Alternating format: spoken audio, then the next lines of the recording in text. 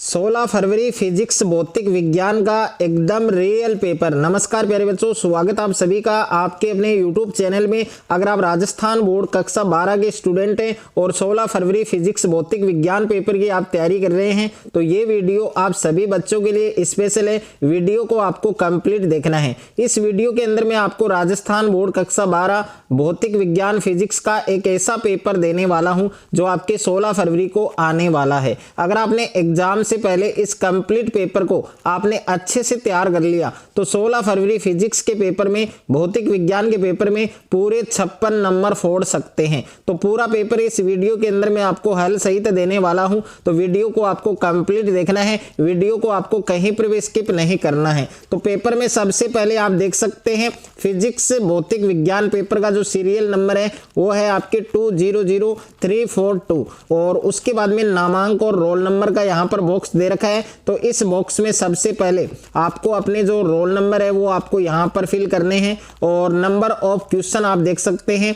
Paper में कुल प्रश्नों की जो संख्या है वो आपको 18 दी गई है और नंबर ऑफ प्रिंटेड पेज आप देख सकते हैं 19 और भौतिक विज्ञान फिजिक्स पेपर का कोड आप देख सकते हैं SS40। उच्च माध्यमिक परीक्षा 2026 का ये पेपर है, आपके भौतिक विज्ञान का पेपर है, फिजिक्स का पेपर है जो आपके 16 फरवरी को होने वाला है। अगर आपने एग्जाम से पहले इस कंप्लीट पेपर को आपने अच्छे से तैयार कर लिया, अच्छे से आपने याद कर लिया तो भौतिक विज्ञान के पेपर में, फिजिक्स के पेपर में 16 फरवरी को आप पूरे 56 नंबर फोड़ सकते हैं। और समय है, टाइमिंग है जो आपको 3 घंटे 15 मिनट का दे रखा है। तो 3 घंटे 15 मिनट में फिजिक्स भौतिक विज्ञान का ये पूरा पेपर आपको हल करना है और पूर्णांक आप देख सकते हैं 56 नंबर का ये पेपर आपके होने वाला है। अगर आपको भी पूरे 56 नंबर लाने हैं 16 फरवरी भौतिक विज्ञान के पेपर में तो ये पूरा पेपर आपको अच्छे से तैयार करना है। तो सबसे पहले पेपर में आपको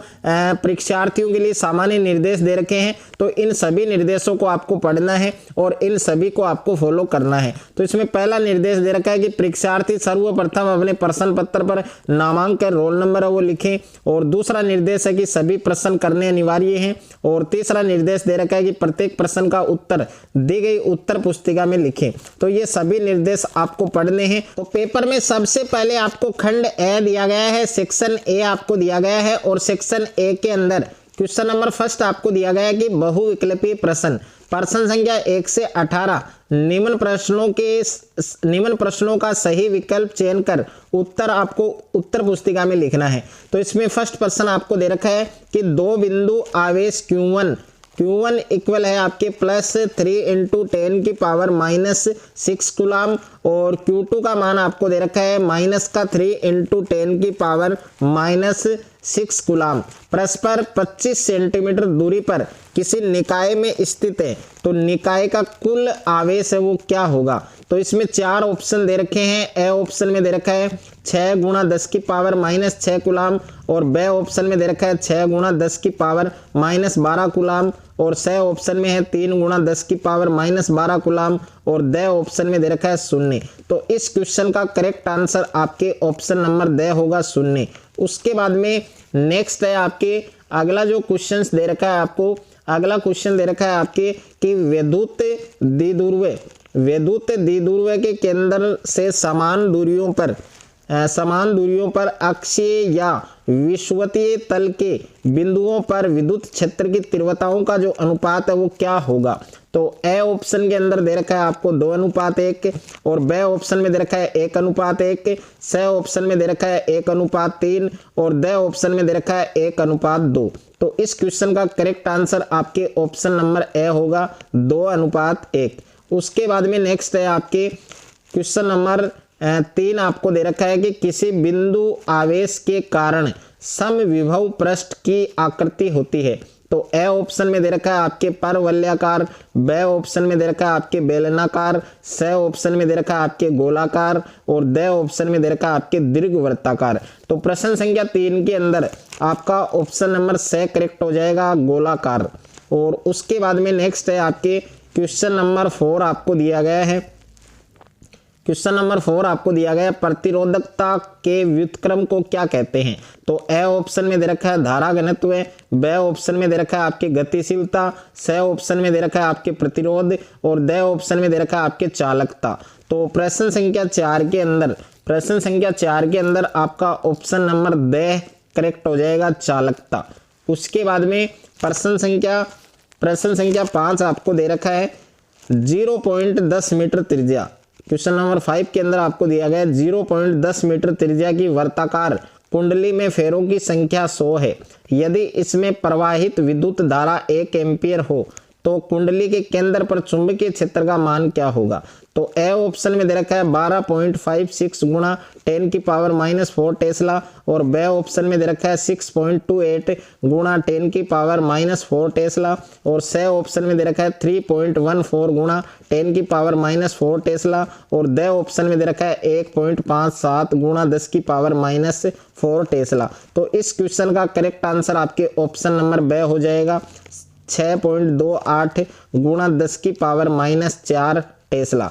उसके बाद में देखिए प्रश्न संख्या 6 आपको दे रखा है कि अतिचालक पूर्णतः प्रदर्शित करते हैं। तो ए ऑप्शन में दे रखा है आपके अनुचुंबकत्व और बी ऑप्शन में है प्रतिचुंबकत्व, सी ऑप्शन में दे रखा है लोहे चुंबकत्व और डी ऑप्शन में दे रखा है प्रबल लोहे चुंबकत्व।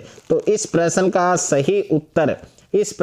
सही उत्तर आपके ऑप्शन नंबर बी होगा, प्रतिचुंबकत्व। उसके बाद में नेक्स्ट है आपके प्रश्न संख्या 7 आपको दिया गया है। प्रश्न संख्या 7 आपको दिया गया है विद्युत चुंबकीय प्रेरण में प्रेरित विद्युत वाहक बल की दिशा का बोध होता है। तो ए ऑप्शन में दे रखा है लेंज के नियम से, बी ऑप्शन में दे रखा है गाउस के नियम से, सी ऑप्शन में दे रखा है बायो-सावर्ट के नियम से और डी ऑप्शन में दे रखा है कूलाम नियम से। तो प्रश्न संख्या 7 के अंदर आपके option number A correct answer होगा, लेंज के नियम से। उसके बाद में नेक्स्ट है आपके प्रश्न संख्या 8 आपको दे रखा है कि प्रत्यावर्ती धारा जनित परिवर्तित करता है। तो ए ऑप्शन में है विद्युत ऊर्जा को यांत्रिक ऊर्जा में, बी ऑप्शन है रासायनिक ऊर्जा को विद्युत ऊर्जा में, सी ऑप्शन है यांत्रिक ऊर्जा को रासायनिक ऊर्जा में और डी ऑप्शन है यांत्रिक ऊर्जा को विद्युत ऊर्जा में। तो प्रश्न संख्या 8 के अंदर आपके ऑप्शन नंबर डी करेक्ट हो जाएगा, यांत्रिक ऊर्जा को विद्युत ऊर्जा में। उसके बाद में नेक्स्ट है आपके प्रश्न संख्या 9 आपको दे रखा है यदि विद्युत अनुनाद की अवस्था में साधारणीय प्रतिघात का मान 120 ओम हो तो प्रेरकीय प्रतिघात का मान है वो क्या होगा? तो ए ऑप्शन में दे रखा है 60 ओम, बी ऑप्शन में दे रखा है 100 ओम और सी ऑप्शन में दे रखा है 120 ओम और डी ऑप्शन में दे रखा है 240 ओम। तो प्रश्न संख्या 9 के अंदर आपके ऑप्शन नंबर सी करेक्ट हो जाएगा, 120 ओम। उसके बाद में नेक्स्ट क्वेश्चन दे रखा है आपके क्वेश्चन नंबर 10 है कि वातावरण में ओजोन परत द्वारा अवशोषित होने वाली विद्युत चुंबकीय तरंग है।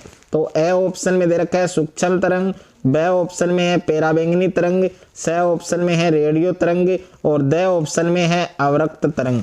तो प्रश्न संख्या 10 के अंदर आपके ऑप्शन नंबर बी करेक्ट होगा, पराबैंगनी तरंग, यानी बी वाला जो ऑप्शन है वो आपका एकदम करेक्ट आंसर है। उसके बाद में प्रश्न संख्या 11 आपको दे रखा है यदि वायु के सापेक्ष जल का अपवर्तनांक 4/3 हो तो जल के सापेक्ष वायु का अपवर्तनांक क्या होगा?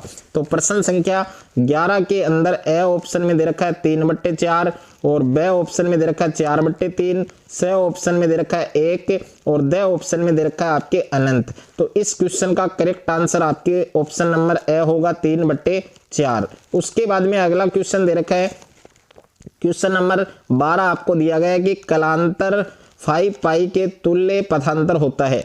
तो ए ऑप्शन में है λ/2 और बी ऑप्शन में है 3 λ/2 और सी ऑप्शन में है 5 λ/2 और डी ऑप्शन में दे रखा है लैम्डा। तो इस क्वेश्चन का करेक्ट आंसर यानी क्वेश्चन नंबर 12 का करेक्ट आंसर आपके ऑप्शन नंबर सी होगा, 5 λ/2। उसके बाद में नेक्स्ट है आपके क्वेश्चन नंबर क्वेश्चन नंबर 13 आपको दिया गया है, यदि किसी इलेक्ट्रॉन को 1 वोल्ट विभवांतर द्वारा त्वरित किया जाता है तो प्राप्त ऊर्जा का मान क्या होगा। तो ए ऑप्शन में है 1 जूल, बी ऑप्शन में है 1.6 गुणा 10 की पावर माइनस 19 जूल, और सी ऑप्शन में है 10 की पावर 7 जूल, और डी ऑप्शन में है 6.63 गुणा 10 की पावर माइनस 19 जूल।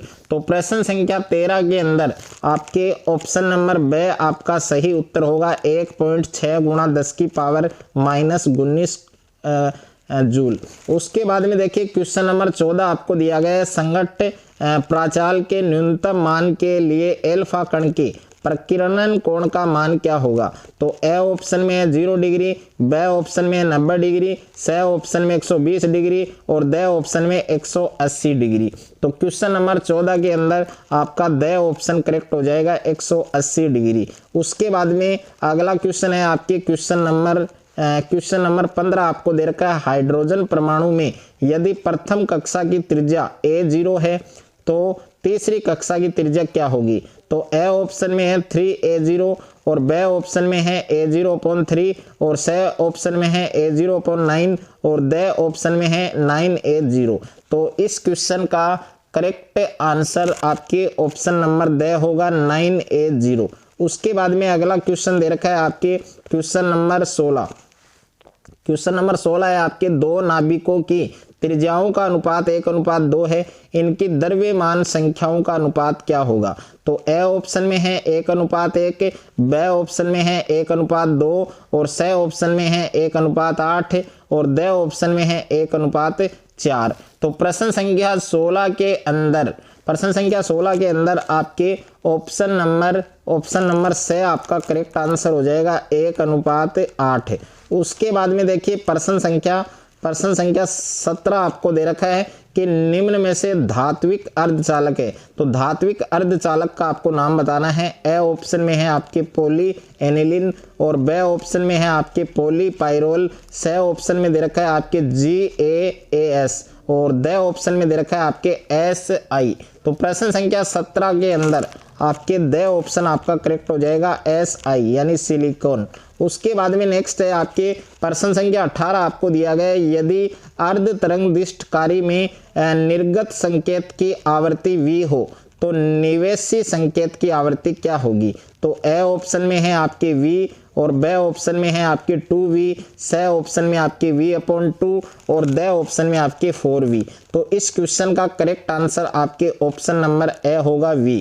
उसके बाद में देखिए नेक्स्ट है आपके प्रश्न संख्या 2 आपको दिया गया है, रिक्त स्थानों की पूर्ति कीजिए, यानी फिल इन द ब्लैंक आपको दे रखे हैं। तो इसमें पहला प्रश्न दे रखा है कि एक कूलाम के 2 बिंदु आवेश वायु में परस्पर 1 मीटर दूर स्थित हैं, आवेशों के मध्य कार्यरत प्रतिकर्षण विद्युत वाहक बल का जो मान है वो न्यूटन में कितना होगा। तो पहला जो रिक्त स्थान है इसमें आपको बच्चों फिल करना है 9 गुणा 10 की पावर 10 न्यूटन, 9 गुणा 10 की पावर 9 न्यूटन। ओके, यानी पहला जो रिक्त स्थान है उसमें आपको ये फिल करना है। तो साथ साथ में आप इनको नोट कर सकते हैं। और उसके बाद में देखिए सेकंड आपको दे रखा है, सेकंड क्वेश्चन आपको दिया गया है कि किसी बैटरी का विद्युत वाहक बल 6 वोल्ट तथा आंतरिक प्रतिरोध 0.3 ओम है, तो बैटरी से प्राप्त अधिकतम विद्युत धारा का जो मान है वो कितना होगा।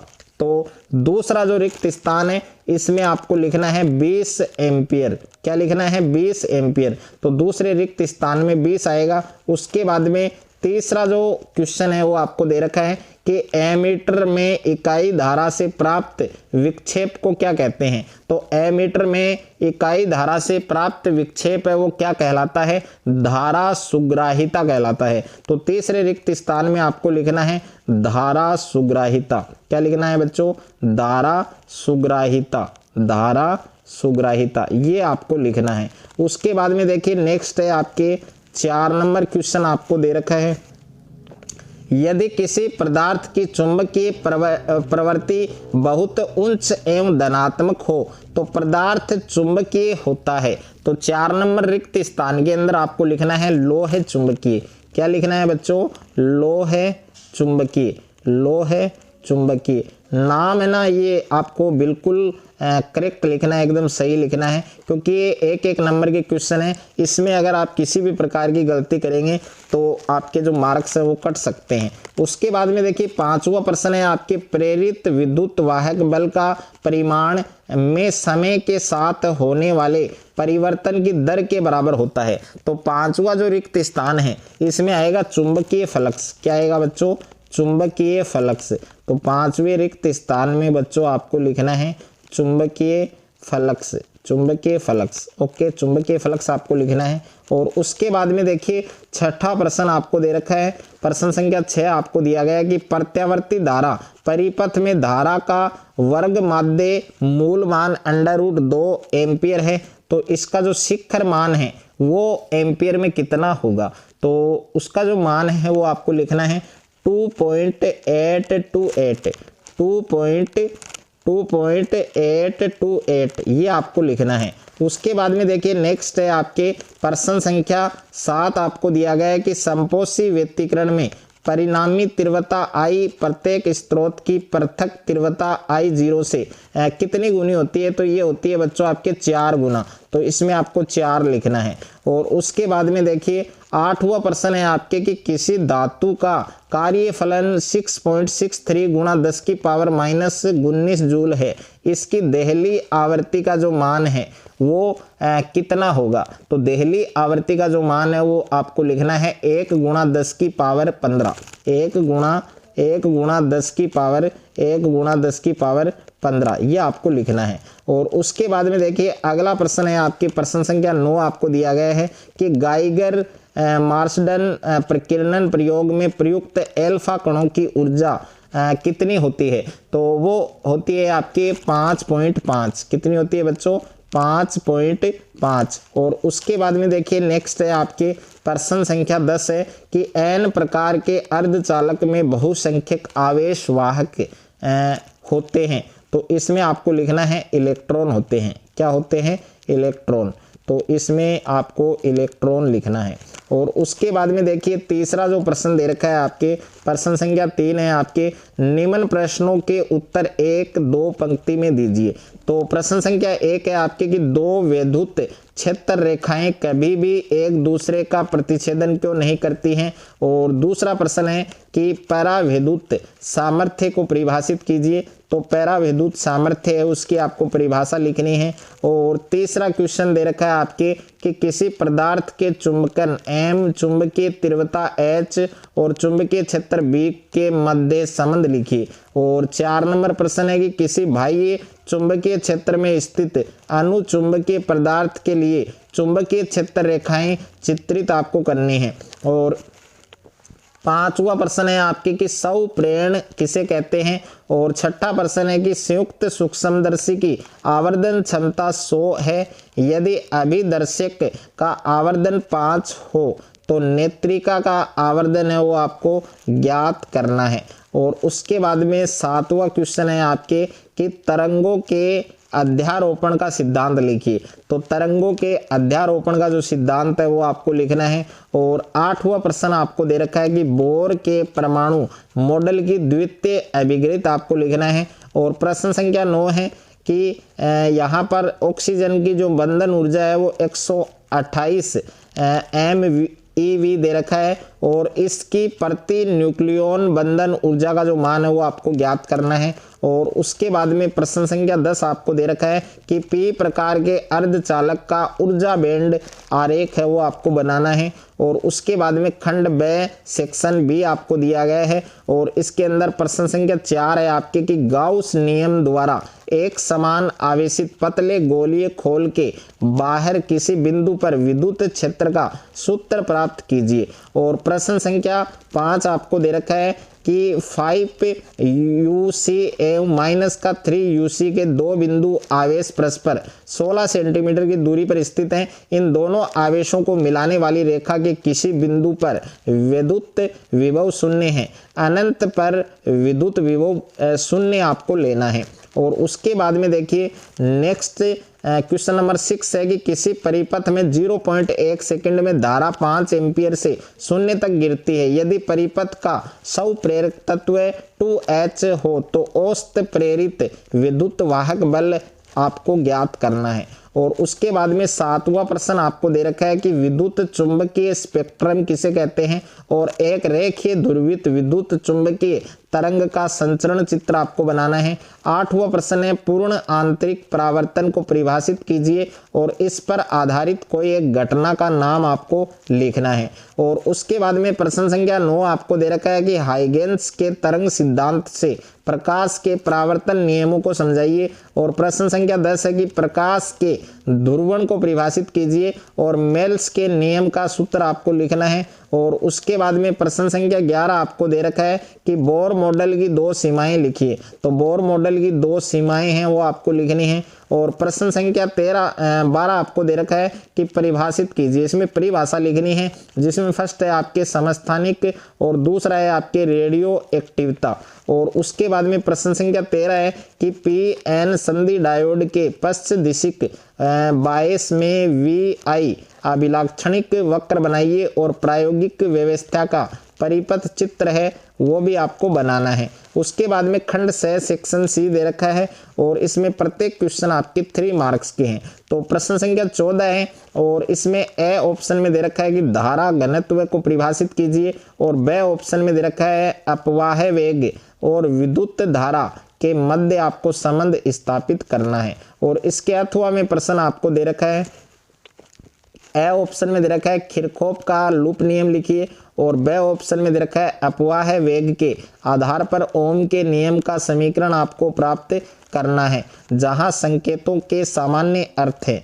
और उसके बाद में देखिए प्रश्न संख्या 15 आपको दिया गया है कि एम्पियर के परिपथीय नियम से किसी लंबी धारावाही परिनालिका के अक्ष पर चुंबकीय क्षेत्र का व्यंजक प्राप्त कीजिए और आवश्यक चित्र आपको बनाना है। और इसके अथवा में प्रश्न आपको दिया गया है कि एक समान चुंबकीय क्षेत्र में स्थित किसी धारावाही आयताकार पास पर कार्यरत बल आघूर्ण का सूत्र व्युत्पन्न कीजिए और आवश्यक चित्र आपको बनाना है। और उसके बाद में प्रश्न संख्या 16 आपको दिया गया है कि निरोधी विभव और अंतक विभव को परिभाषित कीजिए। और दूसरा प्रश्न दे रखा है प्रकाश के तरंग सिद्धांत के आधार पर प्रकाश विद्युत प्रभाव की व्याख्या क्यों नहीं की जा सकती है, कोई 2 कारण हैं वो आपको लिखने हैं। और इसके अथवा में प्रश्न दे रखा है आपको कि दे